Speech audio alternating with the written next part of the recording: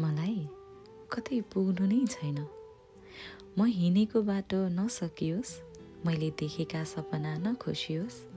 मलाई यात्रामा भेटिने कथामै मिसिनु छ। मलाई सफलता होइन, सफल हुने चाहनामै जिउनु छ। मलाई म आफ्नै बन्नु छ। कुनै दिन आँगनमा बसी आफ्नै सफलताहरू गन्नु छ। गन्तव्यमा पुग्न कुनै हतार मलाई होइन। सफलता के हो भन्ने प्रश्नको उत्तर अहिले मसँग छैन। मलाई डाँडा माथिबाट आफ्नै यात्रा हेर्नु छ।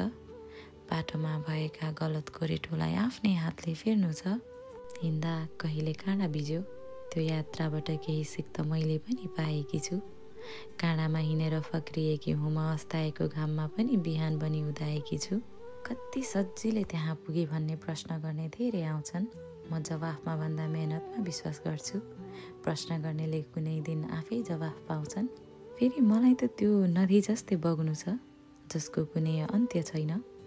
बाटोको चट्टानले रोक्न खोज्लान्, रोकिए भने त्यो म होइन। सहज त नहोला, सहज बाटो रोज्ने पनि त म होइन। मलाई अघि बढिराख्नु छ, तर कतै पुग्नु नै छैन।